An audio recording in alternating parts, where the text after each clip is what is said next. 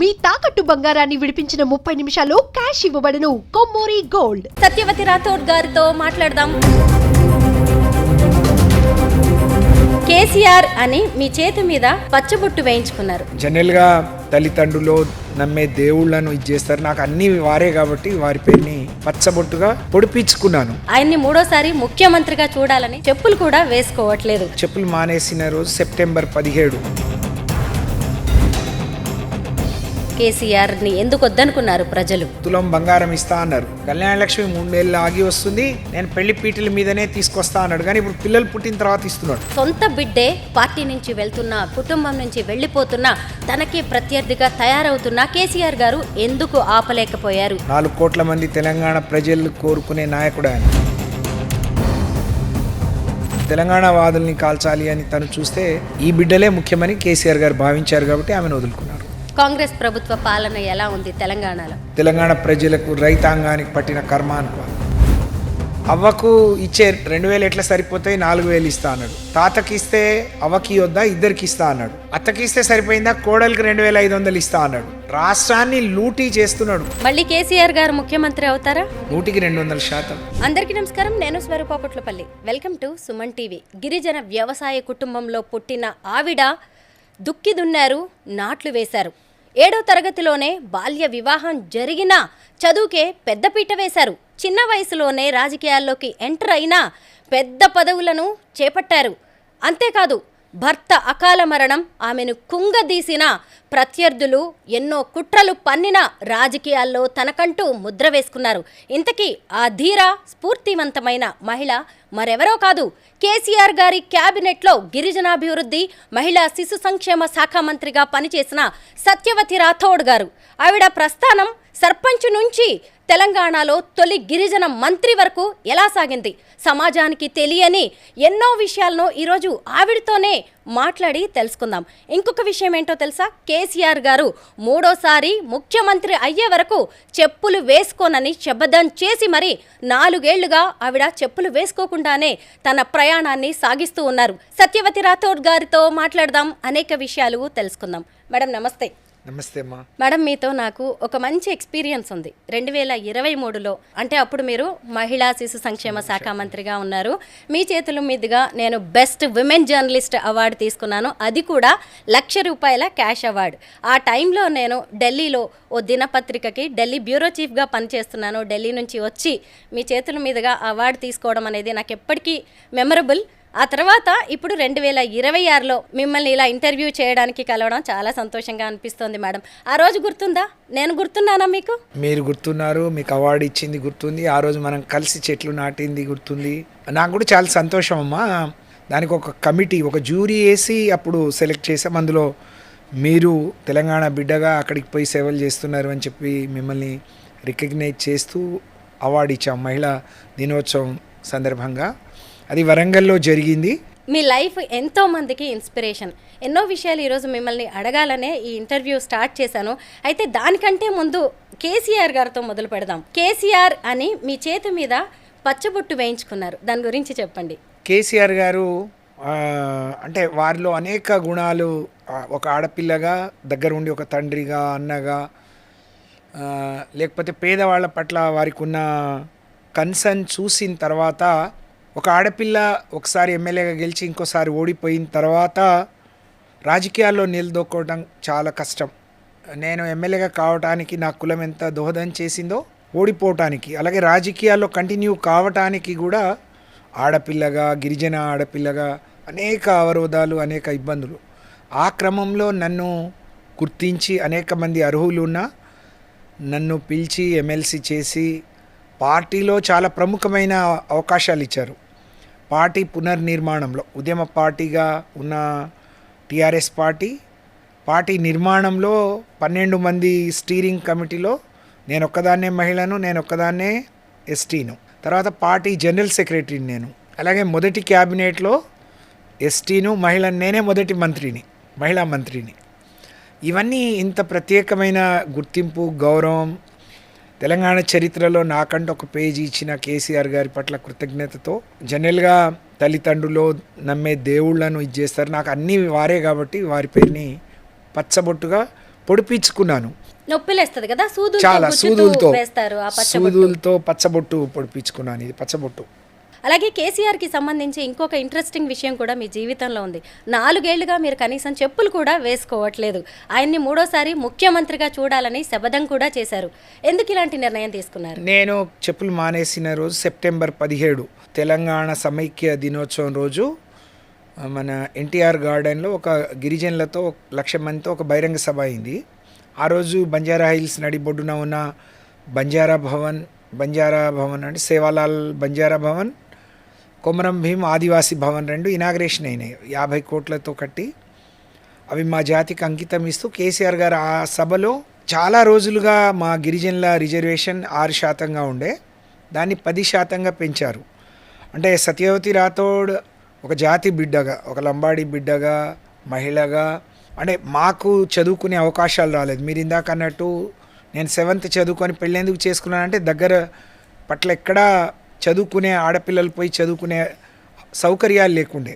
కేసీఆర్ గారు మా జాతిని ఈ 10 ఏళ్లలో 10 అడుగులు ముందుకు తీసుకొచ్చే ప్రయత్నం చేసిన నాయకుడికి కృతజ్ఞతగా, అలాంటి నాయకుడు 10 కాలాల పాటు ముఖ్యమంత్రిగా ఉంటే ఈ రాష్ట్రంలోని అన్ని వర్గాల వాళ్ళకు మేలు జరుగుతుంది. అందులో పేదరికంలో ఉండే గిరిజన ఆదివాసీ బిడ్డలకు ఇంకెంత మేలు జరుగుతుంది. కాబట్టి అది కావాలని భగవంతుడిని మొక్కుకొని నేను ఆ రోజు నుంచి చెప్పులు మానేశాను. మళ్ళీ తిరిగి ముఖ్యమంత్రి అయ్యే వరకు వేసుకోకూడదని, అలాగే చెప్పులు లేకుండా నా ప్రయాణం కొనసాగుతుంది. చెప్పులు లేకుండా 4 ఏళ్లుగా తిరగడం అంటే చిన్న విషయం కాదు. ఎప్పుడైనా అనిపించిందా కాళ్ళకు బొబ్బలు రావడం లాంటి సంఘటనలు జరిగాయా? చాలాసార్లు బొబ్బలు వచ్చినాయి, పుండ్లు అయినాయి. లక్కీగా షుగర్ లేదు, నేను డయాబెటిక్ కాదు. ఇంట్లో నా కొడుకు డాక్టర్. నేను ఈ నిర్ణయం తీసుకున్నప్పుడు ఆయన బాధపడ్డాడు. ఈ వయస్సు, నేను కొంచెం లావుగా ఉంటాను కాబట్టి ఇవన్నీ నీకు ఇబ్బంది పెడతాయని. కానీ అంటే నా దృఢ సంకల్పం ముందు అవన్నీ నాకు చాలా చిన్నగా అనిపించాయి, మానిపోయినాయి. So happy. మరి మీ శపథం నెరవేరే రోజు దగ్గరలోనే ఉందనుకుంటున్నారా? ఆ నమ్మకం ఉందా మీకు? 100% ఉంది. ప్రజలందరూ మళ్ళీ కేసీఆర్ రావాలి, కాంగ్రెస్ పోవాలి. ఆ రోజు ఏదో ఆశపడ్డాము, లేకపోతే ఇవాళ గోసపడుతున్నాము, ఈ గోస పోవాలి, కేసీఆర్ రావాలి అని చెప్పి కోటి కళ్ళతో ఎదురు చూస్తున్నారు. కాబట్టి ఆ రోజు త్వరలో రానుంది. నా దీక్ష కూడా ఫలించనుంది. మారుమూల గిరిజన గ్రామంలో పుట్టారు, అది కూడా అసలు పెద్దగా ఎలాంటి బ్యాక్గ్రౌండ్ లేని కుటుంబం అన్నమాట, వ్యవసాయ కుటుంబం. మీ బాల్యం అనేది ఎలా జరిగింది? నేను మా ఇంట్లో 5వ సంతానం. మా నాన్నగారు వాళ్ళు 4 అన్నదమ్ములు, వాళ్ళకు అక్క చెల్లెళ్ళు లేరు. మా నాన్న 3rd వన్. మా పెదనాన్నకు 2 మగపిల్లలు, చిన్నాయనకు ఇంకో పెదనాయనకు ఒక ఆడపిల్ల, ఒక మగపిల్లడు. మేమే 5గురం. నేను లాస్ట్. కొంచెం గారాభంగానే, అంటే మధ్యతరగతి కుటుంబం, దేనికి లోటు ఉండేది కాదు. మా తల్లిదండ్రులకు మమ్మల్ని అందరినీ చదివేయాలని చూశారు. అన్నయ్యకి చదివించే ప్రయత్నం చేస్తే ఆయన పూర్తిగా చదువుకోలేదు, మధ్యలో పెళ్లి చేశారు. మేము, నాకంటే పెద్దక్క, నేను ఇద్దరం క్లాస్మేట్లం అన్నమాట. మా 2 అక్కయ్యలకు 11 ఏళ్లకే పెళ్లి చేశారు. రోజు 3.5 కిలోమీటర్స్ నడుచుకుంటూ వెళ్ళి చదువుకునేవాళ్ళం. సరి అయిన రోడ్డు లేదు, కాలిబాటనే. కానీ ఆ తర్వాత వేరే ఎక్కడో హాస్టల్లో వేశారు మాకు. అన్నయ్య వాళ్ళందరూ 7th అయిపోయి పై చదువులకు వరంగల్ వెళ్ళిపోయినాక మాకు కూడా వేశారు. కానీ ఇక్కడ మంచిగా తిని పాలు పెరుగు కొంచెం మంచిగా అలవాటు ఉండి హాస్టల్లో పోయి చదువుకోలేక, ఇప్పట్లాగా కేసీఆర్ లాగా ఎవరు హాస్టల్లో మంచి ఫుడ్ సన్నబియ్యం పెట్టలేదు. అప్పుడున్న అముకిపోయిన బియ్యం, పురుగులు పడ్డ అన్నం తినలేక పారిపోయి వచ్చేసాం. అప్పటికే నాకు 14 ఏడు, అక్కకు 16. మా నాన్నమ్మ అంతా గొడవ చేసేది, పిల్లలు ఎక్కడో పోయి చదువుకుంటే రేపు ఎట్లుంటుందో, ఎవరు ఆడపిల్లలు చదువుకోవట్లేరు, బయటికి పోయి చదువుతున్న ఆడపిల్లలు అంటే పెళ్ళిళ్ళు ఎట్లయితాయో ఏందో అని భయపడి మా నాన్న మీద పోరు పెట్టి మాకు కూడా పెళ్ళిళ్ళు చేసింది. సో అట్లా 7th క్లాస్ అయిపోగానే, ఏప్రిల్లో ఎగ్జామ్స్ అయిపోతే మేలో పెళ్ళి అయిపోయింది. అయినా ఆ తర్వాత మీరు చదువుని కంటిన్యూ చేశారు. నేను స్కూల్లో మొత్తం టాపర్ అనమాట. ఆ 7th వరకు కూడా చాలా బాగా చదువుకునేదాన్ని. అప్పుడు అన్నీ నేర్చుకున్నాను. ఇంట్లో వ్యవసాయ పనులు కూడా వచ్చు నాకు. పొలానికి పోయి పనులు చూసుకొని వచ్చి స్కూల్కి వెళ్ళేదాన్ని. స్కూల్ నుంచి నేరుగా పొలానికే వెళ్ళిపోయేదాన్ని. పెళ్ళి చేసే క్రమంలో మా టీచర్లు అందరూ వచ్చి గొడవ చేశారు, మీ అమ్మాయి బాగా చదువుకుంటుంది, మేము చదివిస్తాము, ఇంకో 4గురికి చెప్తుంది, ఆమెను చదివియండి, చాలా అవకాశాలు ఉంటాయంటే, మా వారు రైల్వేలో జాబ్ చేసేవాళ్ళు, మేము చదివిస్తామని చెప్పారు. సరే అని పెళ్లి చేశారు. 82లో పెళ్ళైతే నేను అప్పుడు 7th. 83 నేను మళ్ళీ స్కూల్లో జాయిన్ అవ్వాలంటే నా ఏజ్ అంటే రెగ్యులర్గా స్కూల్కి పోలేను పెళ్ళయింది కాబట్టి. మా వారేమో కొన్ని ఇబ్బందులు ఉంటాయి. 10th రాద్దామంటే ఏజ్ సరిపోలేదు.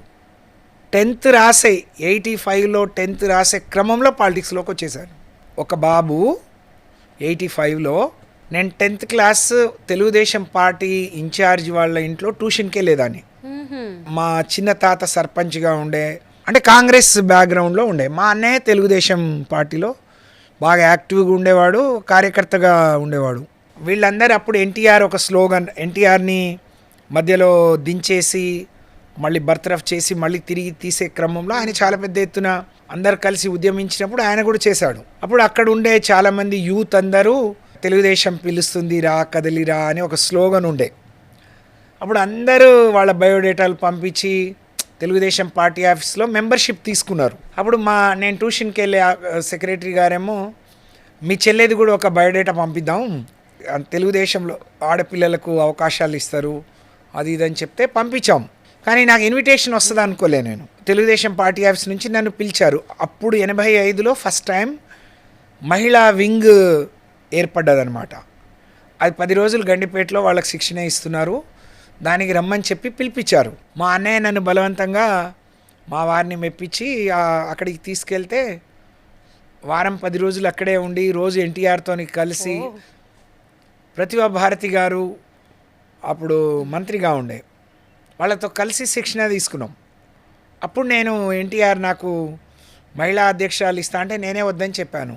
నేను ప్రెగ్నెంట్, నాకు వద్దు అని. ఏం కాదమ్మా నువ్వు పార్టీలో పనిచేయి, తర్వాత నీకు అవకాశాలు వస్తాయి అని చెప్పి అలా అప్పటి నుంచి ఇంకా వెనక్కి తిరిగి చూడలేదు. ఎన్టీఆర్ గారి ప్రభుత్వాన్ని చూశారు, అలాగే చంద్రబాబు గారి ప్రభుత్వాన్ని కూడా మీరు చూశారు. ఒకవైపు డిగ్రీ చదువుకున్నారు, అదే టైంలో రాజకీయాల్లో కూడా రాణించారు. అయితే 2009లో మీరు డోర్నకల్ నుంచి టీడీపీ ఎమ్మెల్యేగా ఎన్నికయ్యారు. ఆ టైం ఎలా ఉంది? 89లో జనరల్ సీట్లో నాకు ఎమ్మెల్యే టికెట్ ఇచ్చారు ఎన్టీఆర్.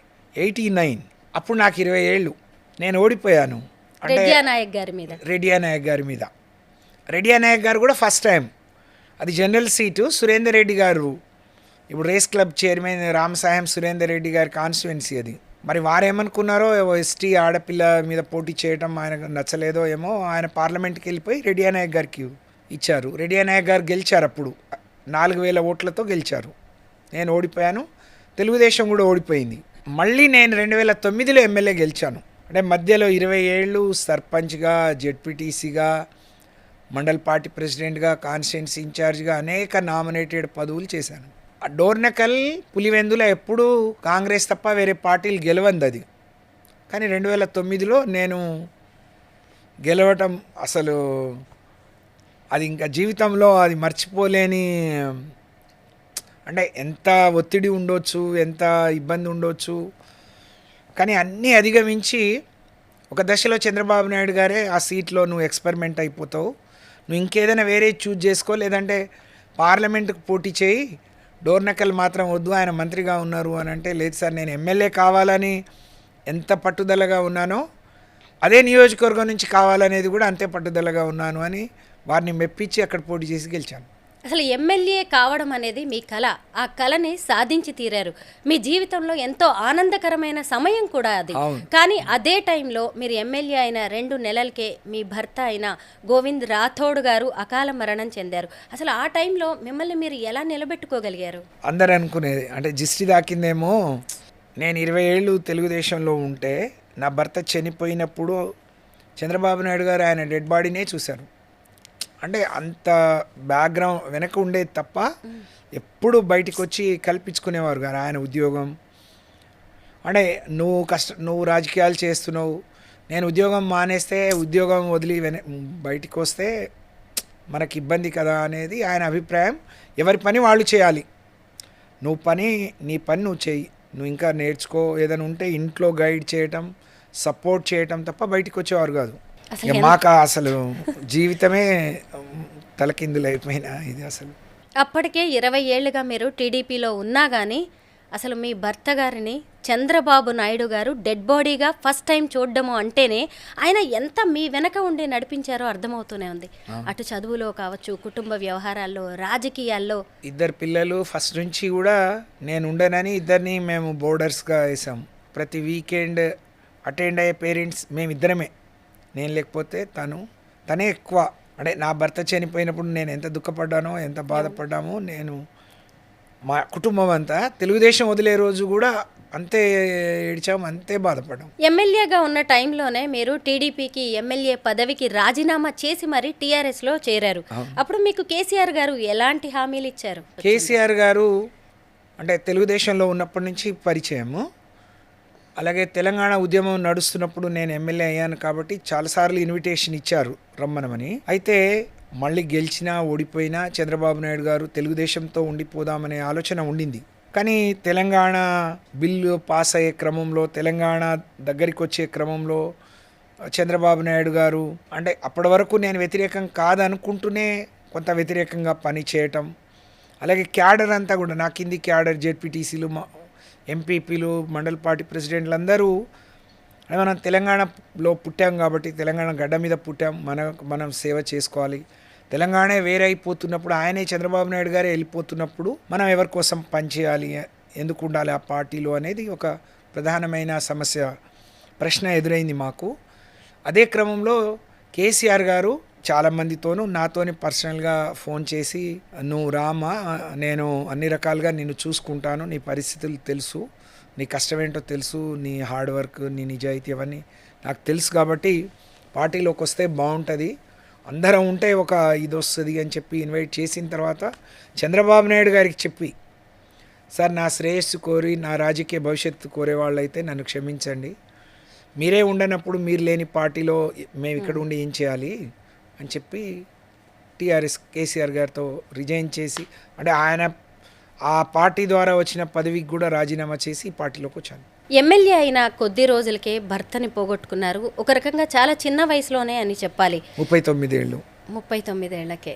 ఇటీవలి కాలంలో పెద్ది సుదర్శన్ రెడ్డి గారు కూడా అలాగే అకాల మరణం పొందారు. ఇప్పుడు ఆయన భార్య స్వప్న గారి పరిస్థితి కూడా చూస్తూనే ఉన్నాం. మీరైతే అసలు ఆయన హాస్పిటల్లో ఉన్నప్పటి నుంచి కూడా చివరి కార్యక్రమాల వరకు కూడా ఆమె వెన్నంటే ఉన్నారు. అలాగే అంతకుముందు జరిగిన సాయి చంద్ మరణం, అలాగే రజనీ సాయి చంద్ ఇప్పుడు ఎంత స్ట్రగుల్ అవుతున్నారో చూస్తూనే ఉన్నాము. ఆ తర్వాత మీరు కావచ్చు, సబితా ఇంద్రారెడ్డి గారు, ఇలా రాజకీయాల్లో ఉన్న వాళ్ళకి ఇలాంటి చేదు అనుభవాలు చాలా ఎదురవుతూ ఉన్నాయి. రాజకీయాల్లో ఉన్న మహిళలు ఒంటరిగా ప్రయాణిస్తున్నప్పుడు ఎలా వాళ్ళని వాళ్ళు నిరూపించుకోవాలి, ఎలా ధైర్యంగా నిలబడాలి, పెద్ది స్వప్న గారికి మీరేం చెప్తారు ఈ సందర్భంగా? నిజంగా దురదృష్టకరం పెద్ది సుదర్శన్ రెడ్డి గారు ఈ అకాల మరణం మా అందరి మనసు కలిచివేసింది. అది పార్టీకి, మా ప్రాంతానికి, మా అందరికి వ్యక్తిగతంగా కూడా చాలా లోటు. అందులో ఆ కుటుంబానికి అయితే నిజంగా అది ఎవరు పూడ్చలేంది. పెద్ది సుదర్శన్ రెడ్డి గారేమో ఆయన ఒక టార్గెట్ పెట్టుకొని తెలంగాణ వస్తే తప్ప పెళ్లి చేసుకోనని ఆలస్యంగా కేసీఆర్ గారి బలవంతం మీద కేసీఆర్ గారే స్వయంగా చేశారు. పాపం వాళ్ళ పిల్లలు, బాబు 10th, అమ్మాయి 3rd క్లాస్. తనకు 37 ఏళ్ళు. స్వప్న గారు మొన్నటి వరకు జెడ్పీటీసీగా, ఫ్లోర్ లీడర్గా కూడా పనిచేసింది. తను కష్టపడే తత్వం, చిన్న కుటుంబం నుంచి వచ్చింది కాబట్టి అన్ని ఆటుపోట్లు చూసింది, పెద్ది వెనక్కి ఉంది కాబట్టి. అంటే పెద్ది లేని లోటు ఆ నియోజకవర్గానికి అందరికీ ఉన్న క్రమంలో పెద్ది సుదర్శన్ రెడ్డి గారి భార్యగా, అలాగే తను ఒక విద్యావంతురాలుగా, నాయకురాలుగా ఆమెకుండే గౌరవం, గుర్తింపు, ప్రత్యేకతలు ఆమెకు ఉన్నాయి. అలాగే పార్టీ పెద్ది జబ్బున పడ్డ రోజు నుంచి కేసీఆర్ గారు చూపించిన చొరవ, వరంగల్లో బాగాలేదంటే కేటీఆర్ గారిని, హరీష్ అన్నని పంపించడం, డాక్టర్లతో మాట్లాడడం, అందరితో మాట్లాడి గ్రీన్ ఛానల్లో హైదరాబాద్కి తీసుకురావడం, హైదరాబాద్ హాస్పిటల్కి వచ్చి డాక్టర్లందరినీ వేడుకోవడం, ప్రపంచవ్యాప్తంగా ఉన్న స్పెషలిస్టులందరినీ కూడా పెద్ది సుదర్శన్ రెడ్డి గారి రిపోర్ట్స్ పంపించి ఇట్లాంటి కేసులో ఇంకేమైనా బెస్ట్ వైద్యం ఉందా, బతికించండి అని చెప్పడం, అన్నీ తను బేర్ చేయడం. సుదర్శన్ రెడ్డి గారి మరణం మాకు ఎంత తీవ్రమైన లోటైనా ఒక గొప్ప ఒక అందరికీ స్ఫూర్తినిచ్చింది. కేసీఆర్ గారి మొత్తం ఎంటైర్ ఎపిసోడ్ అంతా ఒక కార్యకర్తకు ధైర్యాన్ని, నమ్మకాన్ని, విశ్వాసాన్ని, పోరాడితే మాకు పార్టీ, ఒక నాయకుడు, ఒక తండ్రి, ఒక అండగా ఉంటాడనే ఒక నమ్మకాన్ని అయితే ఇచ్చింది. అదే దాన్ని స్వప్న గారు నిలుపుకోవాల్సిన అవసరం తన మీద ఉంది. ఆ బాధ్యత పిల్లల్ని చూసుకుంటూనే తనకు కూడా సుదర్శన్ రెడ్డి గారికి కూడా 4 అన్నలు ఉన్నారు, ఒక అక్క ఒక చెల్లె. వాళ్ళది కూడా చాలా పెద్ద ఫ్యామిలీ, వ్యవసాయ కుటుంబం అయినా పెద్ద కుటుంబం. కాబట్టి తను కూడా ఆ నిలుపుకునే ప్రయత్నం చేయాలి. వాళ్ళు రజనీ సాయి చంద్ చనిపోయిన వెంటనే కేసీఆర్ గారు ఆమెకు మంచి కార్పొరేషన్ పదవి ఇచ్చాడు. అసలు అంటే ఆయనకు ఎంత ఒక తండ్రి మనసు, ఒక అన్న మనసు ఎట్లుంటుందో కొద్ది మంది మీద కాదు, రాష్ట్రంలోని కోట్ల మంది ఆయన ప్రేమను పొందారు. అలాగే 200 ఉన్న పెన్షన్ ఒక అవ్వ, ఒక ఒంటరి మహిళ, ఒక విడో తను గౌరవంగా బతకాలని 2000 చేసింది. 200ని 2000 చేయటం అంటే మాటలు కాదు. ఒక కళ్యాణ లక్ష్మి లాంటి పథకం, ఒక ఆరోగ్య లక్ష్మి లాంటి పథకం, అంటే ఆడపిల్లల ఎలాంటి అవసరాలు వస్తాయో చూసిన వ్యక్తిగా కేసీఆర్ గారిని నేను దగ్గర నుంచి చూశాను. కాబట్టి ఇవాళ ఈ పచ్చబొట్టు కానీ, చెప్పులు లేకుండా తిరగటం కానీ, మనసు నిండా ఆయన పట్ల కృతజ్ఞత కానీ, నాకు జరిగినందుకు కాదు, కోట్ల మందికి జరిగినందుకు ఆ కృతజ్ఞత. 2019లో కేసీఆర్ గారు మిమ్మల్ని ఎమ్మెల్సీ చేశారు. అక్కడితో ఆయన మిమ్మల్ని వదిలేయలేదు. అలాగే గిరిజనాభివృద్ధి, మహిళా శిశు సంక్షేమ శాఖ మంత్రిని కూడా చేశారు. ఎక్కడో గిరిజన కుటుంబంలో పుట్టిన మీరు సర్పంచ్ నుంచి అసలు మంత్రి అవ్వడం ఊహించారా ఎప్పుడైనా? ఊహించలేదు, అసలు అడగలేదు కేసీఆర్ గారిని. అంటే జనరల్గా రాజకీయాల్లో వచ్చిన వాళ్ళు ఎమ్మెల్యేలు అయితే ఒకసారి మంత్రి కావాలని కోరుకుంటారు. నేను ఒకసారి ఎమ్మెల్యే అని 2సారి ఓడిపోయాను. సో నాకు ఆ ఛాన్స్ లేకుండింది. కానీ కేసీఆర్ గారు నాకు రాష్ట్ర స్థాయిలో ప్రత్యేకమైన గౌరవం, గుర్తింపు, పార్టీ పదవులు ఇచ్చిన క్రమంలో నన్ను ఎంపీగా పోటీ చేయమన్నారు. అయితే నాకు భాష రాదు, లేదా అప్పుడే పిల్లల పెళ్ళిళ్ళు అయినాయి, సార్ నాకు ఎంపీగా వద్దు అని అంటే నాకు ఎమ్మెల్సీ ఇచ్చారు. మాళత్ కవిత గారికి టికెట్ ఇచ్చినప్పుడు నన్ను ఆ పార్లమెంట్ ఇన్ఛార్జ్ ఇచ్చారు. తర్వాత జిల్లా పరిషత్ ఆ ఎన్నికలు అయిపోయినాయి, కొత్తగూడెం జిల్లా పరిషత్ ఇన్ఛార్జ్ ఇచ్చారు. వారు ఏం చెప్తే తల వంచుకొని పనిచేయటమే, నాకు వేరే ఎందుకు ఎక్కడ ఏంటి అనేది అసలు ఎప్పుడు లేదు. పిలిచి మంత్రి పదవి ఇచ్చే రోజు కూడా అసలు నాకు తెలియదు, ఆ ముందు రోజు కూడా నాకు తెలియదు. కేటీఆర్ గారు నాకు ఫోన్ చేసి చెప్పారు, అక్క ఇట్లా మిమ్మల్ని క్యాబినెట్లోకి తీసుకుంటున్నారు, సార్ మాట్లాడతారని. అప్పుడు నేను అన్నం తిందామని కంచం ముందు పెట్టుకొని ఉన్నాను. అంటే పార్టీ నాయకుడికి, పార్టీకి మంచి పేరు తీసుకురావాలి, కష్టపడాలి అంటే నాకు అవే విద్యలు తెలుసన్నా, నా ముందు అన్నం కంచం ఉంది అని చెప్పాను. అంటే అంత పెద్ద ఇది వద్దు, నీలో ఆ క్వాలిటీస్ ఉన్నాయని చూసే ఆయన ఇచ్చి ఉంటారు అని చెప్పారు. మీరు చేసిన మహిళా శిశు సంక్షేమ శాఖ మంత్రి పదవిని ఇప్పుడు ములుగు ఎమ్మెల్యే అయిన సీతక్క గారు అదే పదవిని నిర్వర్తిస్తూ ఉన్నారు. మీలాగే ఆవిడ కూడా ఒక గిరిజన బిడ్డ, ఒక గిరిజన తెగ నుంచి వచ్చేసి ఇలా మహిళా మంత్రులుగా రాణిస్తుంటే ఏమనిపిస్తూ ఉంటుంది మీకు? చాలా సంతోషం. తను కూడా కష్టపడి ఆదివాసీ కుటుంబంలో పుట్టి ఉద్యమానికి పోయి, ఉద్యమం నుంచి వచ్చి తెలుగుదేశంలో ఒకసారి ఓడిపోయి, ఒకసారి గెలిచి, తర్వాత కాంగ్రెస్ పార్టీలో పోయి ఇవాళ తను పంచాయతీరాజ్ చూస్తుంది, మహిళా శిశు సంక్షేమ. అయితే నేను లక్కీ అంటాను, ఎందుకంటే నాకు చాలా చేసే అవకాశం వచ్చింది. కేసీఆర్ గారు తెలంగాణ వచ్చే ముందు అన్ని అంగన్వాడీలకు ఆరోగ్యలక్ష్మి పథకం లేకుండే. ఆరోగ్యలక్ష్మి అంటే ఒక గర్భిణికి, బాలింతకు ఒక పూట కడుపు నిండా అన్నం పెడతారు. ఒక ఆకుకూర, పప్పు, ఒక కోడిగుడ్డు, 200 ml ఒక గ్లాస్ పాలు ఇస్తారు. అది ఎప్పుడు లేదు. అది కేసీఆర్ వచ్చిన తర్వాత అన్నీ అది ఇచ్చారు. అలాగే తెలంగాణ రాకముందు 4200 జీతం ఉండేది. అంగన్వాడీ టీచర్లను వర్కర్లుగా చెప్పుకునేవాళ్ళు. కేసీఆర్ గారు వాళ్ళ జీతాలను 3 సార్లు పెంచారు. ఈరోజు తెలంగాణ రాష్ట్రంలోని అంగన్వాడీ టీచర్ల జీతం 13,850. అలాగే చాలామంది కాంట్రాక్ట్ అవుట్సోర్సింగ్లో ఉండే వాళ్ళని రెగ్యులరైజ్ చేశారు, ప్రమోషన్స్ ఇచ్చారు, చాలా వాళ్ళను. అయితే ఇప్పుడు వాళ్ళు అనేక హామీలు ఇచ్చారు. ఈ జీతాన్ని కనీస వేతనం కింద మారుస్తాం, 18,500 ఇస్తామన్నారు, చేయలేదు. లేకపోతే కొత్తగా ఇన్నోవేటివ్గా మేమున్నప్పుడు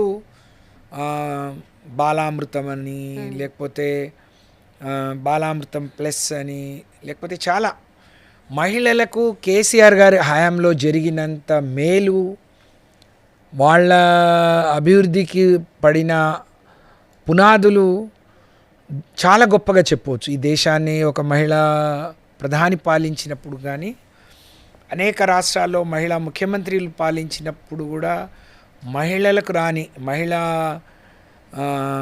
నాయకులకు రాని ఆలోచన కేసీఆర్కి రావడం అనేది చాలా గొప్ప విషయం. ఒక తండలో పుట్టిన ఆలోచనతోనే కళ్యాణ లక్ష్మి వచ్చింది.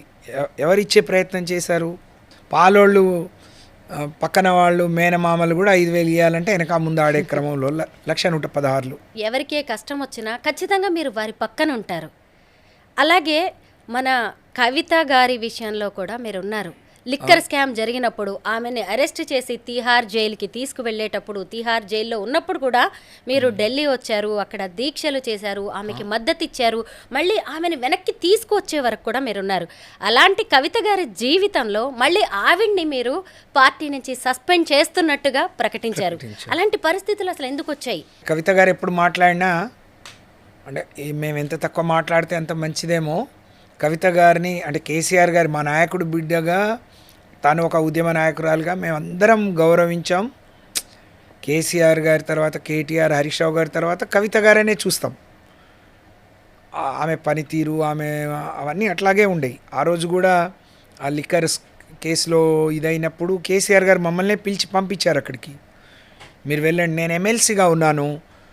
అలాగే మిగతా ఎమ్మెల్యేలు అంటే నియోజకవర్గాలు ఉంటాయి, నాకంటూ నియోజకవర్గం లేదు, నేను రాష్ట్ర వ్యాప్తంగా ఎమ్మెల్యే కోట ఎమ్మెల్సీని కాబట్టి నన్ను వెళ్ళమన్నారు. నేను అక్కడ రోజు అంటే ఈడీ కోర్టులో ఉన్నప్పటి నుంచి అక్కడే మొత్తం ఉన్నాను నేను, తీహార్ జైలు వెళ్ళే వరకు. తీహార్ జైలు వెళ్ళి కూడా నేను కలిశాను. జైలు నుంచి రిలీజ్ అయిన రోజు కూడా మేమందరం వెళ్ళి రిసీవ్ చేసుకున్నాం. కానీ తర్వాత తన ప్రవర్తన కానీ లేకపోతే తనని ఎవరు పట్టించుకోలేదు అని నేను కాదు, మొత్తం పార్టీ యంత్రాంగం అంతా తనతోనుంది. తను జైల్లో ఉన్నప్పుడు పార్లమెంట్ ఎన్నికలు రావడం, పార్లమెంట్లో మేము అన్నీ ఓడిపోయినా, మాకు ఇబ్బందులు వచ్చినా ఎవ్వరం కూడా కించిత్తు ఒక మాట కూడా తనకు అనకుండా, అంటే చాలామంది ప్రతిపక్షాల వాళ్ళు ఆడపిల్లలు, లిక్కర్ కేసు అంటే ఆడపిల్లలు చేయకూడనిదనే ఒక భావన, అవన్నీ ఉన్నప్పుడు మాకు కొంచెం నష్టం జరిగినా, పార్టీకి నష్టం జరిగినా, నాయకుడికి నష్టం జరిగినా తన వెంట తనకు అన్ని రకాల మద్దతు కేసీఆర్ గారు, కేటీఆర్ గారు, హరీష్ రావు గారు మేము అందరం ఇచ్చాం.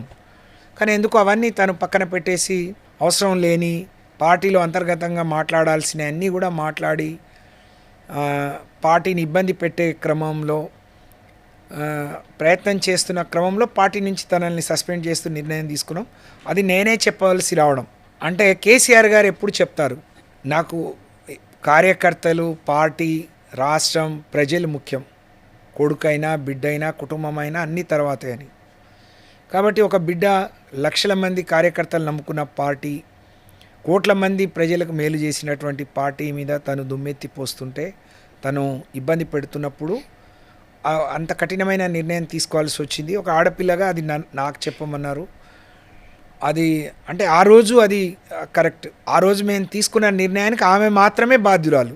ఎవరు కావాలని ఆమెను మెడపెట్టి గంటేసే ప్రయత్నమో, నెట్టేసే ప్రయత్నమో, వెళ్ళిపోవాలనే ఆలోచన ఎవరికి లేదు. కేసీఆర్ గారు ఆడబిడ్డల్ని గుండెల్లో పెట్టుకుని చూసుకుంటారని ఇప్పటికీ చాలాసార్లు మీరు చెప్పారు.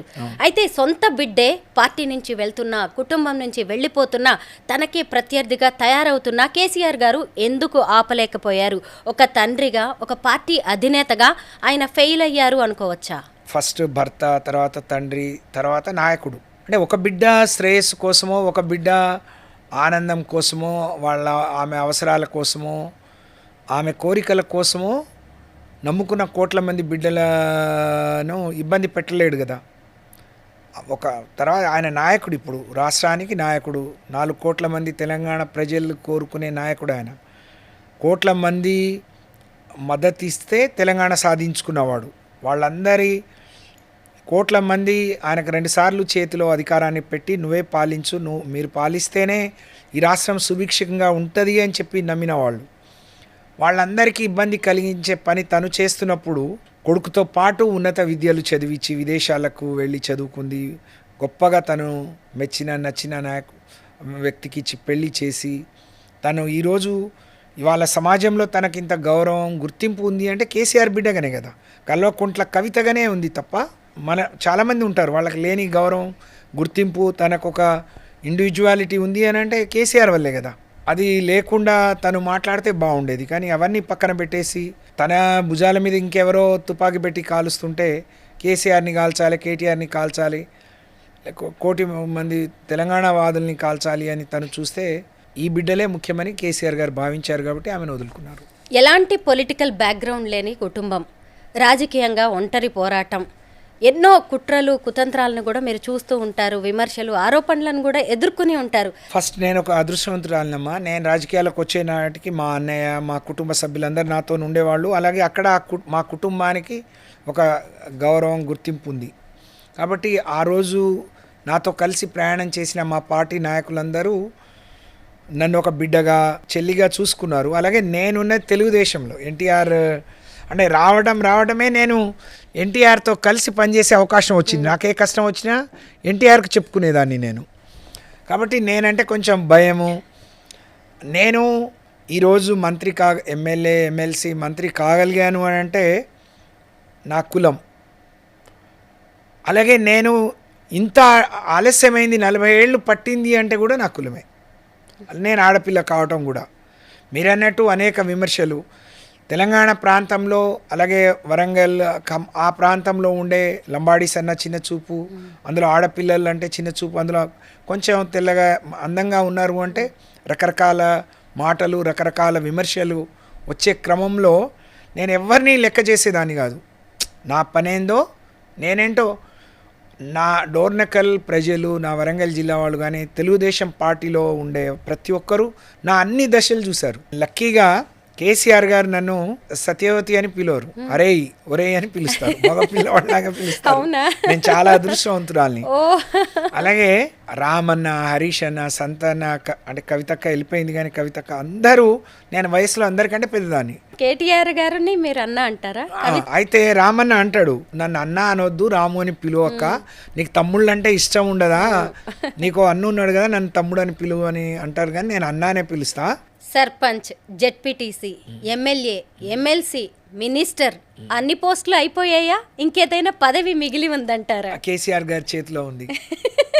కేసీఆర్ గారు డిసైడ్ చేస్తుందంటారు. నేను పార్టీలో ఒక నిబద్ధత కలిగిన కార్యకర్తను. ఆయన ఏం చేయమంటే, అంటే మేబీ ఎమ్మెల్యేగా పోటీ చేయాలని ఉంటుంది ఎవరికైనా, నా కాన్స్టిట్యున్సీ ఉంది, కానీ కేసీఆర్ గారు ఏం చెప్తే, ఎలాంటి డైరెక్షన్ ఇస్తే ఇది చేయి అంటే అంతే. కేసీఆర్ గారు ఏర్పాటు చేసిన కమిటీలో సభ్యురాలుగా ఉన్నారు. లాస్ట్ ఇయర్ యూరియాకి సంబంధించి మీరు పాస్ పుస్తకాలు పట్టుకొని గంటల తరబడి క్యూ లైన్లో నిలబడ్డారు. రైతునమ్మా, ఇప్పుడు అమ్మ నాన్న చనిపోయారు, అన్నయ్య చనిపోయాడు. మేము పెద్ద రైతు.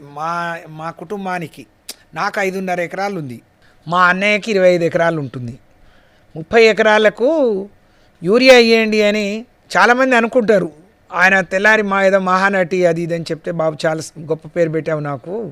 మహానటి అంటే నటనే కాదు, ఆమె దానగుణం, ధర్మగుణం అన్నీ చూసి ఉండవు నువ్వు అని చెప్పాను నేను. కానీ మా సొసైటీ అది, మా ఊరు సొసైటీ. నేను అడిగాను చైర్మన్ గారిని, నేను 5 బస్తాలో 10 బస్తాలో ఇస్తాను అని అంటే, అట్లా కుదరదని ఆయన. నేను అప్పటికే మా వదిన అంటుంది, ఇంట్లో ఎవరు లేరు కదా, మా అన్నయ్య పిల్లలు కూడా ఉద్యోగస్తులు, 30 ఎకరాలు నాటు పెడదామని అంటే నారంతా ముదిరిపోయింది, అందరు బాధపడుతున్నారు, మీ ఇంట్లో అందరు ఉండి కూడా మీకే 10 బస్తాలు యూరియా దొరకదా అని అంటే, సరే నేనే పోతా అని మా అల్లుళ్ళు ఇద్దరు, నేను, మా కోడలు, నలుగురం పోయినాం. జనరల్గా నేనే ఫోటోలో కనిపిస్తాను కాబట్టి అట్లా కనిపించింది. మేము క్యూలో నిలబడ్డాం.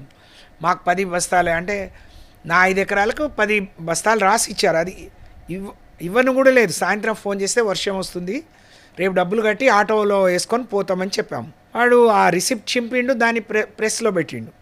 నేను ముందే తీసుకొని తర్వాత ఏదో నిలబడ్డాను.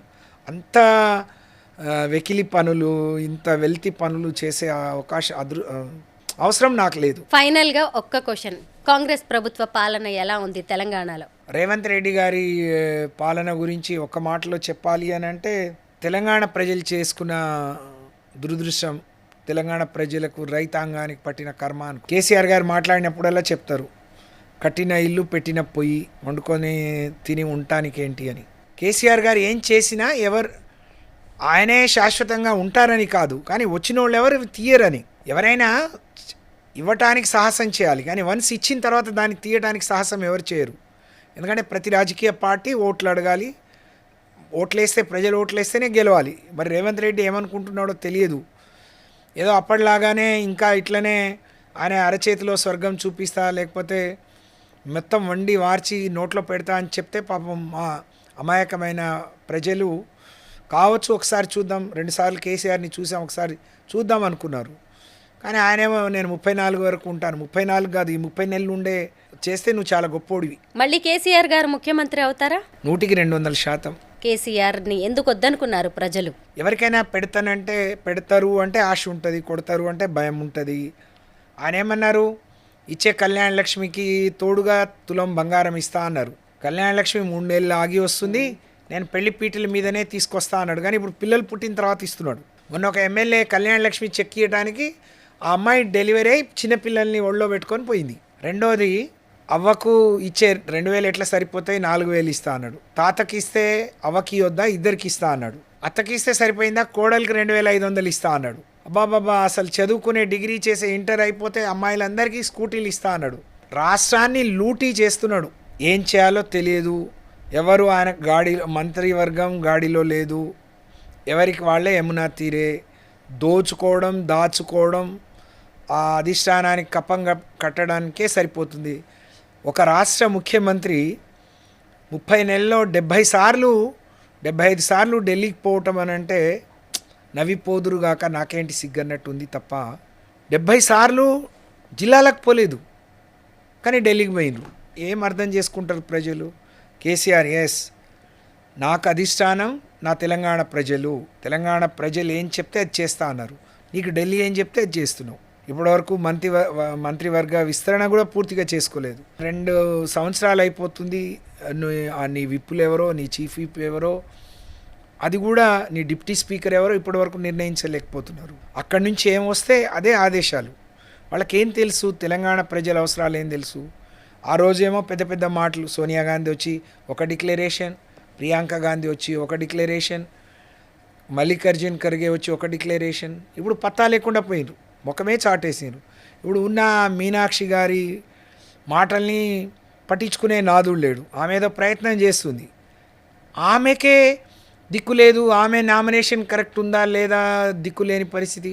ఆమె మీద చాడీలు చెప్పి ఆమె నామినేషన్ రిజెక్ట్ చేయించిండ్రు అని అంటే ఇంతకంటే దిక్కుమాలిన పార్టీ, ఇంత సిగ్గుమాలిన ప్రభుత్వం ఉంటుందా అమ్మ? మేము కొత్తగా చూస్తున్నాం ఇన్నేళ్ల రాజకీయాలు. నేను ఒకసారి మంత్రి చేయొచ్చు, ఒకసారి ఎమ్మెల్యే చేయొచ్చు, కానీ అనేక ప్రభుత్వాలని, అనేక ముఖ్యమంత్రులు చూసాం. ఏదైనా మాట ఇస్తే దానికి కట్టుబడి ఉంటారు. ఒక ముఖ్యమంత్రి ప్రతిపక్షంలో ఉన్నప్పుడు నువ్వు ప్రతిపక్షాలని తిట్టినావు, అధికార పక్షాన్ని తిట్టినావు అంటే అర్థం ఉంది. నువ్వు మాట్లాడిన 10 నిమిషాలు నువ్వు చేసిందేందో చెప్పు. ఎక్కినంతసేపు, డయాస్ ఎక్కినంతసేపు తిట్టడానికే, నీ తిట్ల పురాణం వినటానికే ఇంకా తెలంగాణ ఎన్నిసార్లు వినాలి? అందరు చీకొడుతున్నారు మీ మాటల్ని, మీ చేతల్ని చూసి. గోదావరిలో నీళ్లుండి, కృష్ణాలో నీళ్లుండి తెలంగాణ మళ్ళీ ఎడారిగా మారే పరిస్థితి, మళ్ళీ పంటలు వేసుకోవద్దు అనే పరిస్థితి. ఏ లక్ష్యం కోసమైతే తెలంగాణ ఉద్యమం సాగిందో ఆ లక్ష్యం వైపు అడుగులు వేయకుండా కేసీఆర్ పాలన తెలంగాణ రాష్ట్రంలో 10 ఏళ్ళు 10 అడుగులు ముందుకు పడితే ఈ 5 ఏళ్లలోనే 20 అడుగులు వెనక్కిపోయే పరిస్థితి వాళ్ళ దాపురించింది. కాబట్టి ప్రజలందరూ కోరుకుంటా ఉన్నారు మళ్ళీ కేసీఆర్ రావాలి. కేసీఆర్ చేతిలోనే ఈ రాష్ట్రం సుభిక్షంగా ఉంటుంది. కేసీఆర్ పాలన మాత్రమే తెలంగాణ ప్రజలకు శ్రీరామ రక్ష, ఇంకా వేరేది కాదు అని చెప్పి కోటి కళ్ళతో ఎదురు చూస్తూ ఉన్నారు. ఆ రోజు అతి త్వరలో వస్తుందని చెప్పి ఆశిస్తూ ఉన్నారు. తెలంగాణ రాజకీయాలు, పొలిటికల్ కెరీర్ గురించి ఎన్నో విషయాలు మాతో షేర్ చేసుకున్నారు. మీ జీవితం ఎంతో మందికి స్ఫూర్తిదాయకం. Thank you so much madam. Thank you అమ్మా.